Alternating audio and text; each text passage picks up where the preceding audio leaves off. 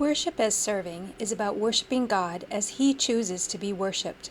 Our culture makes everything so individualistic. Everything is geared toward what is right for me, or what fits for me, or what works for me, or makes me feel good.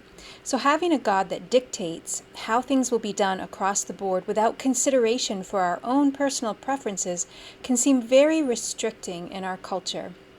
However, as I mentioned earlier, the way God set up the worship system in ancient Israel had its reasons. In part, He took what was familiar to them, something they had seen take place in worship, something that had some meaning that they would understand, and He gave it new meaning and significance. But He also put restrictions on what they could and could not do, and when and where and how. All of those restrictions were intended to help them understand Him better, so that their worship could be authentic.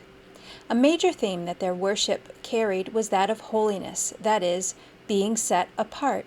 We talked about how God is holy and that He is separate from all of creation, above it and beyond it. That theme carries over into worship of God, so that His people can not just understand that God is holy, but also that they participate in His holiness through worship. If that sounds complicated, it will make more sense as we go along and apply it bit by bit. Today, let's think about worship as setting apart time. In the Old Testament, the Israelites had days and weeks that were set apart and were intended to be times of worship and praise and focus on God and what He had done for them.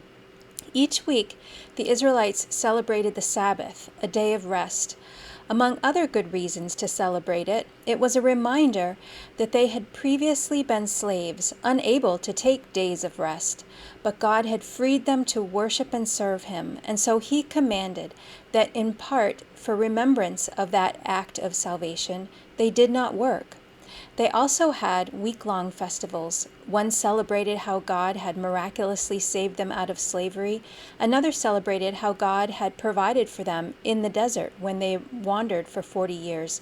Yet another celebrated the harvest, a time of thanksgiving for God's ongoing provision.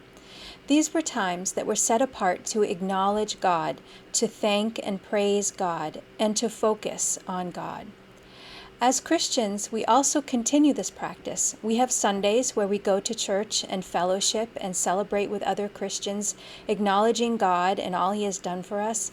We also have our own holy days, like Thanksgiving, Christmas, and Easter. These are set-apart times, times to leave the common and ordinary and join with a holy, set-apart God. A worship meditation for today is Deuteronomy 5:12 through 15. It says, "Observe the Sabbath day by keeping it holy, as the Lord your God has commanded you. 6 days you shall labor and do all your work, but the seventh is a Sabbath to the Lord your God. On it you shall not do any work, neither you, nor your son or daughter, nor your manservant or maidservant, nor your ox, your donkey, or any of your animals, nor the alien within your gates, so that your manservant and maidservant may rest as you do. Remember that you were slaves in Egypt, and that the Lord your God brought you out of there with a mighty hand and an outstretched arm. Therefore, the Lord your God has commanded you to observe the Sabbath day."